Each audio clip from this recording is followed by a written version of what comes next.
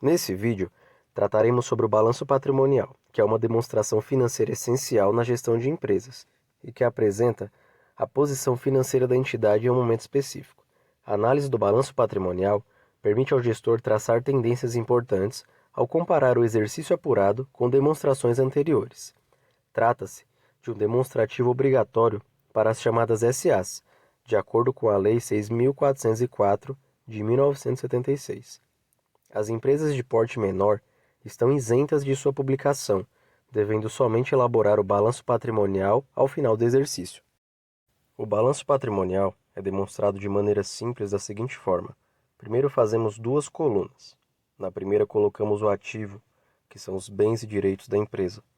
E na segunda coluna colocamos as obrigações que essa empresa tem. Essas obrigações são subdivididas em exigíveis e não exigíveis. As obrigações exigíveis são denominadas de passivo e as não exigíveis são denominadas de patrimônio líquido. Essa é uma forma básica de expressar uma igualdade, na qual a soma dos ativos é igual à soma dos passivos mais o patrimônio líquido. Detalhando melhor o ativo, divide-se os bens e direitos em ativo circulante e não circulante. Como toda empresa possui diversos ativos, tem-se a necessidade de organizá-los de maneira objetiva. As divisões irão ser feitas com base na liquidez de cada componente, ou seja, a facilidade que um ativo tem de ser transformado em dinheiro. Por exemplo, os bens contidos no estoque são mais facilmente convertidos em dinheiro, por conta de sua venda, do que o imóvel que a empresa ocupa para realizar suas atividades, até porque essa não seria a finalidade desejada para ele. Portanto, mesmo os dois sendo ativos da empresa, o estoque tem maior liquidez do que o imóvel da empresa, por ser mais fácil de ser convertido em dinheiro.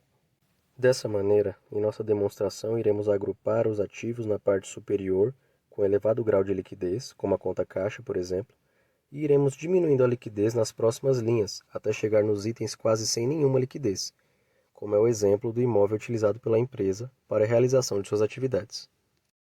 Entendendo esse critério, agora podemos elencar os itens contidos no chamado ativo circulante, que vão corresponder aos itens que têm sua projeção de liquidez até o final do exercício apurado, que geralmente é de 12 meses, como por exemplo o estoque, contas a receber e a própria conta caixa. Já o ativo não circulante vai incluir os itens e direitos de longo prazo, ou seja, bens e direitos que não têm previsão de liquidez até o término do exercício apurado.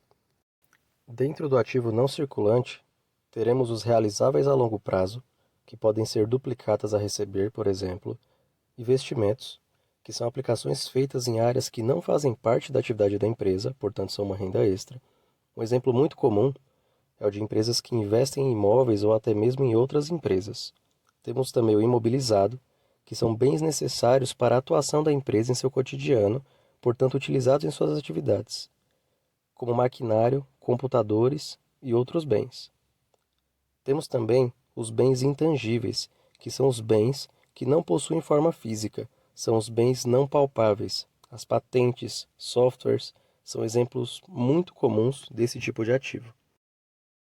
O passivo possui a mesma divisão em circulante e não circulante, só que ao invés de olharmos a liquidez, olhamos o prazo de cada obrigação.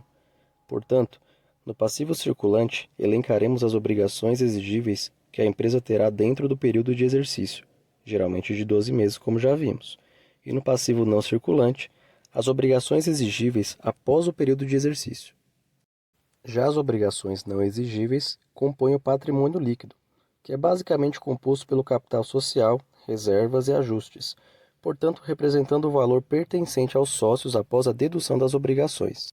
Com isso, vimos o básico da composição do balanço patrimonial. Se quiser ver mais vídeos sobre esse assunto, acesse o nosso canal. Não se esqueça de curtir, se inscrever no canal e ativar as notificações.